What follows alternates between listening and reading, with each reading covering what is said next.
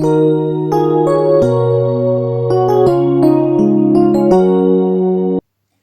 Eva Joyce, Bonjour Adilson, comment vas-tu? je vais très bien et toi? Je vais super bien, merci. Super, Donc nous sommes deux consultants de la E2A BSA Consulting et effectivement. aujourd'hui nous sommes justement là pour présenter le premier podcast en français Oui, de la E2A BSA Consulting. Nous sommes deux, mais en réalité nous sommes trois consultants, dont Dilson Samba qui n'est pas là aujourd'hui. Concernant le programme de ce premier podcast, voilà, nous allons commencer avec une présentation de nous. oui, Ensuite, nous allons passer concernant les concepts de base de ou la les concepts stratégie. relevant de la stratégie. Oui. Et ensuite, nous allons basculer concernant les piliers de la stratégie. Ensuite, nous allons parler concernant un programme de formation qui vous attend également. Et à la fin, nous avons... Nous vous présenter une très belle surprise. Restez jusqu'à la fin, vous ne serez pas déçus. Voilà, donc ça a été dit. Donc j'attaque directement concernant la première partie. Eva Joyce, est-ce que tu pourrais nous en parler un peu plus de toi de façon que nos amis puissent mieux te connaître? Qui est Eva Joyce? Je suis Eva Mathieu, une des consultantes de E2ABS Consulting, comme tu l'as dit. De base, je suis ingénieure de formation en travaux publics. Après mon parcours d'ingénierie, j'ai fait une année de formation complémentaire en management de projet. Aujourd'hui, ça fait 4 ans et demi que je travaille en tant que chargée d'études techniques et financières des projets dans le secteur des travaux publics. Voilà un bref condensé de mon parcours académique et professionnel. Je pense que j'ai été assez claire et précise. Ouais, je pense également. Et du coup, Ouais. qu'en est-il de toi, Addison? Parle-nous un peu de ton parcours. Voilà, je commence avec le parcours académique dont je fais d'abord ingénieur mécanique à l'université de Lorraine. Ouais. Ensuite, je fais ingénieur matériaux à Polytech Nantes. Et en tant que professionnel, j'ai plus de 5 ans d'expérience dans l'industrie. J'ai démarré en tant qu'ingénieur recherche et développement dans l'aéronautique. Et à présent, je travaille en tant que responsable projet d'innovation. Donc en gros, voilà concernant mon parcours et académique. Merci. Merci en tout cas, ton parcours est également impressionnant. Merci. Mais aujourd'hui, nous sommes là par rapport à la stratégie, cette passion que je peux le partager, c'est mon passion. Est-ce que tu pourrais nous en dire un peu plus? Pourquoi la stratégie d'entreprise, Eva? Ouais, c'est bien de le dire. Pourquoi la stratégie d'entreprise? Parce que je pense que tout le monde fait de la stratégie. Mais pourquoi justement la stratégie d'entreprise? Chez moi, tout découle d'une véritable passion. Une passion pour la réflexion, une passion pour l'innovation. Cette envie que j'ai de vouloir toujours me différencier de la concurrence, de créer de l'impact sur toutes les missions que j'ai. Donc voilà, que j'ai présenté dans mon parcours. J'ai fait une année de formation complémentaire en management de projet et c'était vraiment là la genèse où j'ai nourri cette envie pour de la stratégie. Je vais un peu vous raconter comment tout cela s'est fait. En fait, cette année de formation en management de projet, je l'ai fait en apprentissage où je travaille dans une entreprise qui proposait des solutions de chiffrage dans l'industrie agroalimentaire. Mais son objectif, durant l'année où j'ai été, c'était de pouvoir se faire une place dans le secteur des BTP. Donc, j'ai effectué toute la réflexion, toutes les analyses qu'on devait le faire. Je suis allée sur le terrain, j'ai détaillé les solutions des concurrents, j'ai évalué leurs forces, leurs faiblesses afin de percer où mon entreprise en soi pouvait se frayer un chemin pour atteindre ses objectifs. Et tu sais ce qu'on a joué à Disson? Ah non, mais j'aimerais bien savoir. Je pense que nos amis qui sont là à côté, ils aimeraient aussi bien savoir. Donc, du coup, nous, on a voulu proposer une solution de chiffrage qui prend en compte le cycle de vie du produit. Wow. Et c'est un concept très important parce qu'on en parlera plus tard, mais le cycle de vie est un concept à prendre en compte dans la stratégie d'entreprise. Donc, l'entreprise où j'étais, ils ont joué sur le cycle de vie, de telle sorte que les études de prix ne se font plus avec des produits depuis la fabrication, la mise en œuvre, mais qu'on prenne tout le cycle de vie du produit jusqu'à sa maturité. Donc, je pense que c'est toute cette ambiance, c'est tous ces analyses challengeantes qui ont suscité en moi ce désir de pouvoir continuer dans la stratégie. Et d'autant plus que toutes les analyses que j'ai faites, toutes les Les plans d'action que j'ai menés ont permis à la direction de prendre une décision concernant ce projet et que j'en suis fière encore aujourd'hui. Et ramenant mon parcours de professionnel aujourd'hui, la stratégie est presque inhérente de mes missions. Wow. Aujourd'hui, pour répondre à un dossier, il faut que je pense stratégie, il faut que je définisse comment je peux me différencier de la concurrence, comment je peux gagner un dossier devant eux. Et donc, c'est pour ça que j'ai rejoint la E2A BSC Consulting parce que justement, je veux transmettre mes compétences, je veux transmettre mes connaissances à ces entreprises. Et surtout parce que le domaine de la stratégie d'entreprise est très challengeant et passionnant pour moi. Wow, on comprend mieux et c'est vraiment clair. Wow, c'est impressionnant quand même, parcours. Et surtout, on comprend la genèse en fait de cette passion de la stratégie d'entreprise. Wow, c'est assez clair. Qu'en est-il de toi, Alison? Ouais, par rapport à moi, c'est un peu différent. Bon, parce que la genèse de cette passion de la stratégie d'entreprise, essentiellement lorsque j'ai démarré la vie professionnelle. Donc avec mes collègues, j'ai compris en fait les différents éléments ou explications que j'ai donnés à mes collègues. Ça servait en fait à avancer sur les succès d'entreprise. Donc d'abord pour des petits succès, mais qu'en fait l'accumulation de petits succès, ça donnait en fait un grand succès au niveau entreprise. Donc c'est là où j'ai compris en fait l'importance de la stratégie au sein d'une entreprise. Et donc puisque la stratégie elle est là pour faire avancer, pour développer une entreprise via des décisions qui sont prises par nos responsables qui sont encore un peu plus haut. Et donc, moi, je me suis penché un peu plus concernant tous ces aspects qui sont reliés à la stratégie. Donc, voilà, ça a donné naissance donc, à cette passion, la stratégie. Et c'est là où on a décidé alors de la créer en soi. Donc, on a créé l'objectif est similaire. Exactement, d'aider en fait, puisqu'on a dit, bon, pourquoi pas faire, donc appliquer ça à d'autres entreprises, à des entrepreneurs qui veulent avancer, qui veulent bien avancer, qui veulent bien prendre des bonnes décisions via des stratégies. C'est tous ces aspects qui se dit, ok, allons-y, créons la EDA BSC Consulting et on va donner des solutions concrètes, pragmatiques à différentes entreprises, différents entrepreneurs, de façon que ça évolue. Ça fait vraiment plaisir de t'entendre, parce que ça me fait plaisir de travailler chez U2A Consulting parce que j'ai retrouvé aussi des personnes qui partagent la même passion que moi.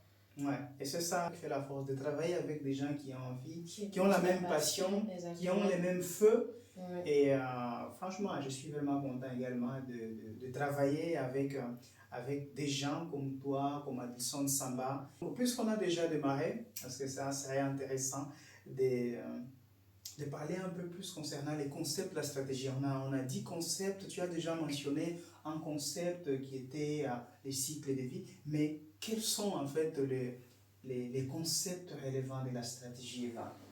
Les concepts relevants de la stratégie dont je peux vous présenter, nous avons la courbe d'expérience, la valeur de la part du marché, on a la segmentation, on a la finance, bien évidemment la finance appliquée à la stratégie d'entreprise. On a le cycle de vie dont j'ai évoqué avant. Et puisque tu en as parlé concernant la courbe d'expérience et la valeur de la part du marché, est-ce que tu pourrais nous en dire un peu plus de façon que nos amis qui sont là à côté puissent comprendre, peut-être avec des exemples? Ça serait un peu plus pragmatique pour ça, je pense. La courbe d'expérience et la valeur de marché, c'est deux concepts complémentaires, c'est un prolongement de l'autre. Une définition très simple de la courbe d'expérience, si une entreprise produit en quantité supérieure les produits qu'elle a, elle peut réduire ses prix et donc avoir plus de parts de marché. Je vais prendre un exemple.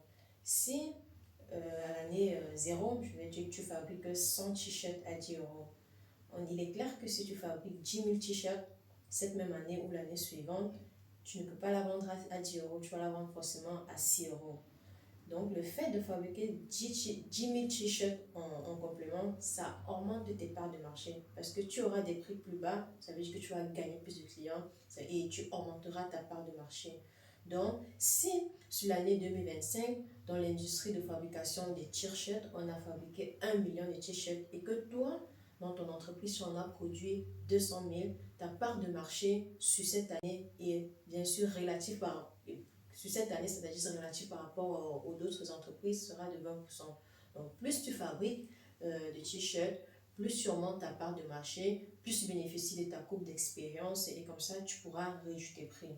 Et c'est quelque chose de très simple parce que, imaginons, tu as un t-shirt, tu fabriques en quantité, tu peux aller négocier auprès de tes fournisseurs, réduis-moi les prix, donc tu peux réduire ton prix de production, augmenter ta marge et ce qui te fait gagner de l'argent. Ce qui permet de rentabiliser ton entreprise. Vous voyez que la courbe d'expérience et la part de marché sont des thématiques assez complémentaires. Je ne vais pas tout détailler là, on n'a pas le temps de tout expliquer de base, mais justement c'est le but de la formation. Elle sera là pour rentrer encore un peu plus en détail sur ces concepts, prendre des exemples concrets et les corréler avec vos missions et votre activité de telle sorte qu'on puisse trouver le bon compromis, la bonne méthode, la bonne stratégie qui va vous permettre d'atteindre vos objectifs. Donc, Addison, voilà voilà à peu près un exemple sur la courbe d'expérience, ce que je peux en dire. Ouais. Je pense que ça, je n'ai pas été assez clair, ou bien beaucoup d'entre eux n'ont pas compris, mais c'est aussi ça le but de la formation, pas derrière, entrer plus en détail sur ces thématiques. Donc, le but, c'est de vous donner toutes les bases possibles, mais après, si vous voulez en savoir un peu plus, il y a la formation qui aura lieu. Donc, nous allons partager bientôt les programmes de cette formation de la EDA-BSA Consulting bientôt. Et je pense que ça a été clair. Oui. C'est vraiment, je dis que c'est simple, mais il faut savoir, parce que si on ne sait pas, c'est pas simple. Oui. C'est simple quand on sait, mais nous sommes là vraiment pour aider toutes les entreprises et entrepreneurs de façon à se plonger sur tous ces concepts. Mais le but, je dis, c'est vraiment de permettre que votre entreprise puisse évoluer et être à un niveau supérieur par rapport à vos concurrents. Mais Addison, dis-moi, en plus des concepts que je viens de citer, est-ce que tu peux nous parler des piliers de la stratégie? Oui, tout à fait.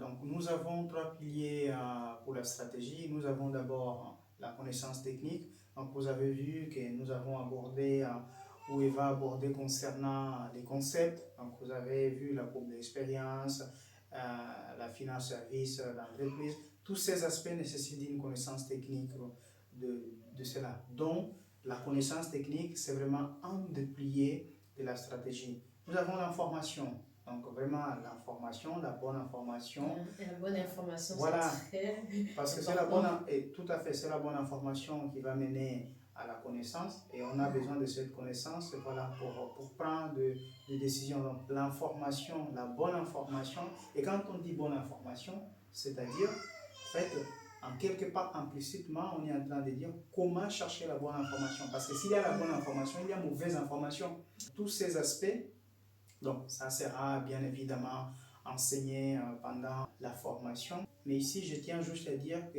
l'information, la bonne information, fait partie en fait des piliers de la stratégie pour l'entreprise. Et il y a une dernière, c'est la psychologie. La psychologie? Ah oui, tout à fait. La stratégie? Ah oui, la psychologie. Vas-y, développe. Tu as déjà entendu l'intelligence émotionnelle? Bien évidemment, oui. Nous avons une organisation, oui. Nous travaillons avec des personnes. Exact.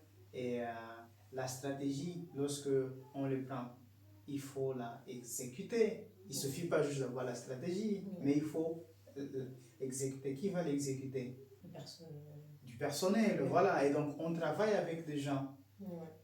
Donc, c'est pour cela qu'en fait, la psychologie, elle est là. Je tiens à dire que la stratégie, c'est une science, mais aussi un art. Voilà, donc c'est vraiment un art.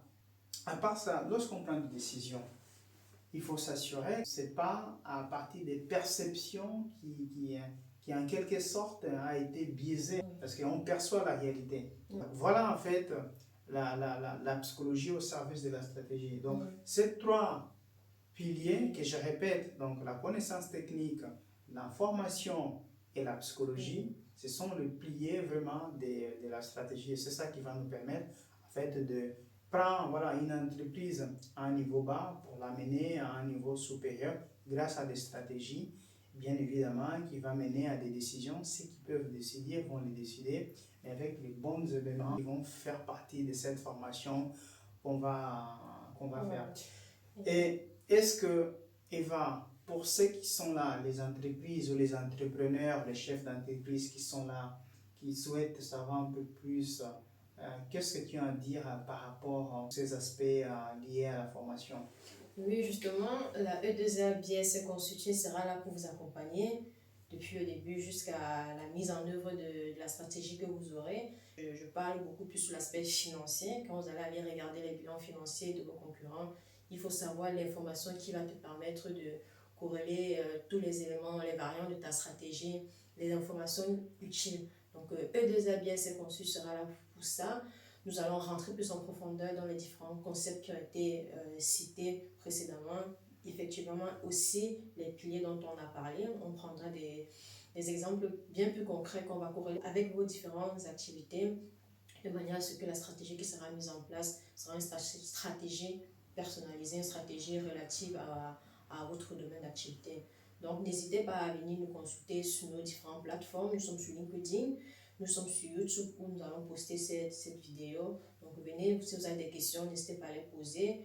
Au travers de cette plateforme, nous allons vous donner le programme, le déroulement des différentes formations en France, en Afrique et un peu de partout. Donc, Oui, tout à fait. ne vous inquiétez pas, nous sommes trilingues chez BSC Consulting. Oui, tout à fait. Donc, les formations, ils vont se passer en français, ils vont se passer également en portugais, mais en anglais aussi. Au démarrage, donc, nous avons dit concernant la fameuse surprise. Voilà, et félicitations déjà. Ouais, félicitations à vous qui vous êtes restés jusqu'au bout. Et donc, on a dit, hein, voilà, c'est le moment de la surprise. Donc, j'espère que vous allez aimer. Donc, sur le gâteau. Voilà, il s'agit en fait d'un œuvre d'art. C'est vraiment un livre de Richard Pike. C'est concernant Corporate Finance and Investment. Là, c'est vraiment intéressant parce que nous avons abordé concernant la connaissance technique. Vous avez vu concernant le plié, lorsque j'ai expliqué les 3 pliés de la stratégie, j'ai mentionné la connaissance technique. Donc, ça, c'est vraiment pour bien démarrer. Et donc, c'est vraiment un livre volumineux mais intéressant, vraiment comme base de cette connaissance technique qui va être appliquée à la stratégie. Je l'apprécie, donc lisez-le vraiment, il est très détaillé. Voilà, donc je répète, Corporate Finance and Investment. Voilà, c'est vraiment très intéressant. Allez, bah, du coup, la vidéo touche à sa fin. Merci à vous d'être resté jusqu'à la fin de cette vidéo. Merci à Desson pour cet échange très fructueux. Ouais, merci à toi. Merci et à la prochaine fois, à la prochaine vidéo. Prenez soin de vous. Allez, ciao.